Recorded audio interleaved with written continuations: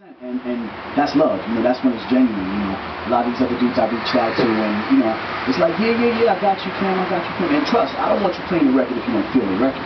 Like, it ain't like, I want you to play it because I'm, so-and-so or whatever. It's not like that. If you're feeling the music, then I want you to play the music. But, keep it funky with me. Like, I'm a grown man. If you're not digging this record or whatever the case is, that's cool. But don't give me don't do the Hollywood shit. You know what I'm saying? That's never something I've never... It don't work, bro. It don't work. I've never been a fan of that Hollywood shit, brother. You know what I'm saying? So, I just feel like, call it how you see it.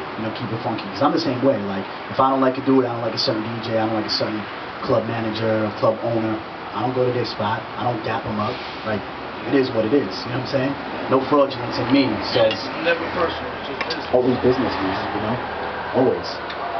So, it's definitely a grind. It's difficult to it's a difficult business to break into. But like I said, I got other things going on. So if music happens, I mean, don't get me wrong, I would be blessed and it would be a lovely thing. But you can never put all your eggs in one basket, so to speak. So you guys keep grinding it out. We're actually working on a sunglass line right now. Me and my brother Supreme, called Ricciano. Obviously, if you know me and you know SaleSe, you don't ever see me without the sunglasses. So it's only right that we get a. I left mine in the car. So you already know. Like, if you see me before, then you already know that's like part of my. I think I was born with them on. So we're working on that, and like I said, shooting the video and just trying to stay positive, promote my artist, Young Proper, and just basically vibing with dudes that I feel are 100% genuine. Shout outs to iHustle Records. We was in, they was with me in the studio last night, and we were just bodying the freestyles, and people were calling in crazy because, like you said, they also don't know me in that light. They know me more in the club scene and do the run the club, promote the club, etc., etc. So when they saw that, people were like, oh shit, I didn't even know that. So because when I came into the business, I didn't want people kind of approaching me on the music side of things. It was business. If we're doing business, then we're doing business. If we're doing music, then we're doing music. You know what I'm saying? And you got to be able to keep things separate because a lot of people come in, yo, I'll do this for you, but nah. At the end of the day, when I'm in there, it's about the bread. And shout outs to Mikey Odds, of course. So basically we're just trying to push forward, and the response has been good, brother. Like, I really can't complain. Obviously, you always want it to be more, and you want the word to be spread. But my sister's at Orchard Beach right now. She gave the CD out to some people on the beach, and they threw it right in. She said girls are dancing on their towels right now. You know what I'm saying? And so, I mean, you're not going to be dancing if it's whack. You know what I mean? That's one thing I know, because I've received 1,000 of these from 1,000 different artists, and I will always show them the respect and the love to listen to it. You always give them that, but sometimes it's what you get what you put in. You spend money on a studio, you spend money on a good engineer, mastering, make sure your cover is done right. If you want it done right, you got to go to Supreme, because GKM is definitely the move, graphics-wise. But you get what you put in. You put out a shitty product, you're gonna get a shitty response. You put out a good product, you're gonna get a good response. So. Yo, I'm looking over here. You got Tony Sunshine. You got Mallory. Shout to Mallory. Oh, big shout outs to Mala. Mala's a great girl, very talented artist. She was just featured in the Unsigned Hype in the SOS actually. And we got Sushi, which is very. It's kind of like I guess you could say like a Hey Lover. No, not a Hey Lover. I would say Doing It, LL Cool J, but a filthy XXX rated version. So it was a lot of fun doing that record. That was one of them records we just went in the studio and knocked it right out. When you're working with professional people, it's a lot easier. That's it. Quicker than you. Yeah, man. My thing is I've never been one of those people that want to go in the studio with 50 dudes and bring homeboy entourage. And it ain't about that. When you go into work, you go to work by yourself. You don't bring your homeboys to work. So the way I see it is, you're going in the studio, you got to go in there, you got to put that work in and make them hits, make them songs. So. Yo, let me ask you something. Sure. Besides internet radio and getting love on the internet radio, what about mainstream radio? I mean, that's obviously the next move. The thing is obviously to build the buzz strong enough that you can approach these type of dudes and trust there are things in the work. I'm not one of those people that likes to put my foot in my mouth, so to speak. But there are definitely things in the works. We've been in contact with some official people that are very interested in the whole idea of a white dude from New York coming out. That's never happened before. and especially in Italian artists, you know, with all this Jersey Shore and Sopranos, you know, the mania that people love, they're intrigued by it. And, you know, not to say that I came from exactly that, but of course, you know, that's a part of me and that's a piece of me as well. Now, I know kids that are exactly like those kids on the Jersey Shore, and I know kids that are men that are exactly like those dudes on the Sopranos in real life. So, you know, well, we ain't talking about them. No, we don't talk about them. We don't mention their names. But, you know, so in my opinion, it's cool for a dude like me to come out and really represent for, you know, for my side of the culture. And that's not to say that I'm not representing for the Latinos and African Americans and all that, because I certainly am. Because that's what I grew up around as well. You know, I'm from the Bronx. You know, I grew up on, you know, Alberton Avenue.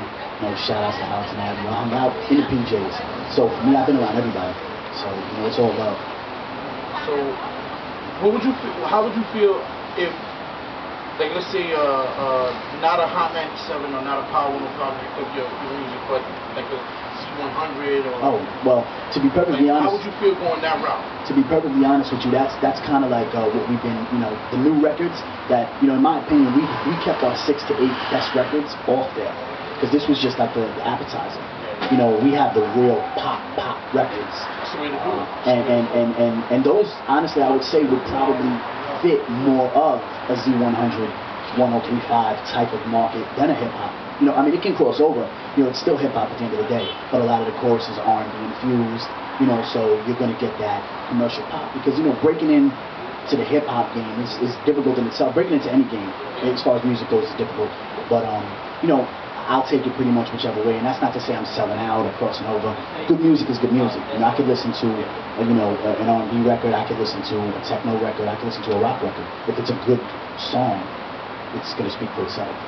You know what I'm saying? So the genre, there's so much mashing going on right now in the music game. I mean, you have dudes, you know, hip-hop dudes doing rock records and, you know, choruses that are very alternative, you know, and they're making hit records out of it. You know, guys like B.O.B. and, you know, I mean, you know, they're using rock artists, pop artists, you know, guys like Bruno Mars and the chick from Paramore, I forget her name. But, you know, they're making humongous global records.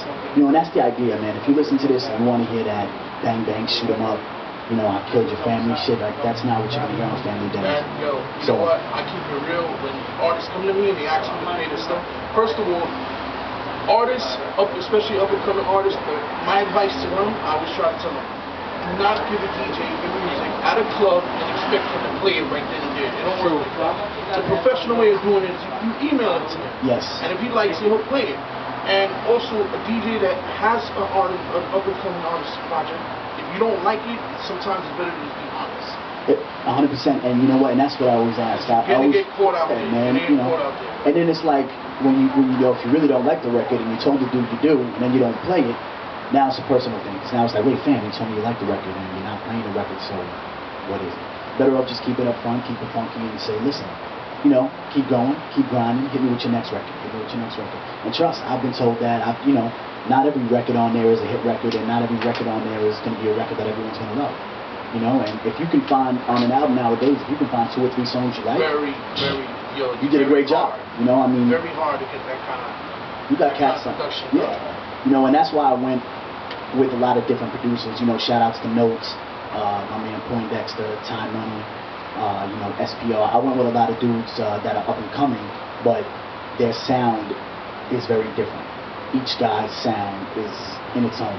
So, who would you say, production-wise, that worked on you this would actually be the first one to actually blow up to pop? I would probably have to say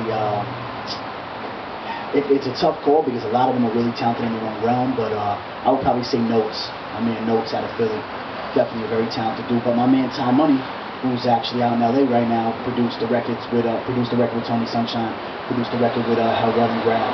So I mean, you know, it's really a matter of opinion in a lot of ways. You know, my single, She Loves Me Not, was produced by Time Money. So, you know, it's really a matter of opinion. I think that they all talented in their own right. But, you know, these dudes got some fire, man. They got some fire. And it's a love thing, you know. It ain't about the paper. It ain't about this, that, and the third. It's about the love, Pop. You know, it's just about the whole, you know, well, this is my dude, and we believe in what you're doing. So, you know, there ain't no money for beats and this and that. That's non-existent because it's a family thing. You know, you always got to look out for your family, hence the name, you know, Family Dinner. You know, I put that out because that's what I came from. You know, that's what I came from. You know, and that's what we do. You know, on Sunday you get together with the family, you have family dinner. It's not necessarily just bloodline, it's your family. And whatever that entails, the homies, you know, dudes that you break bread with, get money with, etc., etc. So let me ask you, where do you see yourself as far as longevity goes? Like, where do you see yourself in about, let's keep it short, realistically short. I mean, 3 to 5 years. 3 to 5 years, I can definitely say that I hate when people say 10 years. We don't know what's happening tomorrow. Yeah, 100%. But I think the situation is, you know, if you look at it, you know, you got to live day by day, but at the same time, the plan is, I think that within the next 2 to 3 years, there will be a single that has hit mainstream radio. You know, I'm pretty positive in that.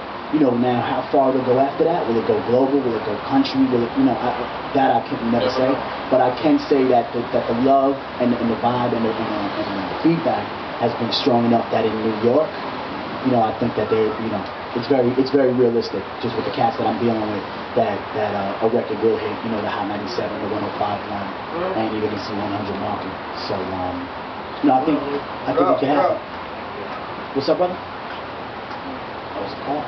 You got a call? Yo, it's good, but you know what? While you take that call, we're gonna put on Gotta Go featuring Tony Sunshine. SaleSe featuring Tony Sunshine. Gotta Go right here. Let's go. SaleSe speaking. T.O.P. top New York, Tony Sunshine. Hey. Yeah, nigga.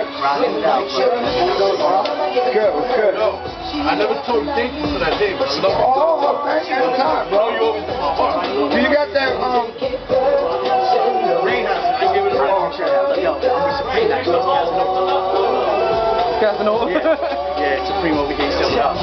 But we gotta get up, man, because you know you're a real good dude. You support our bodies. We gotta get this record done. It's definitely time to get that record done.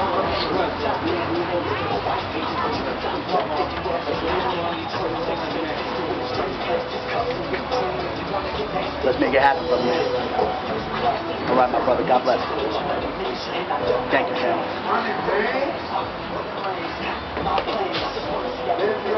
I heard it all before, right?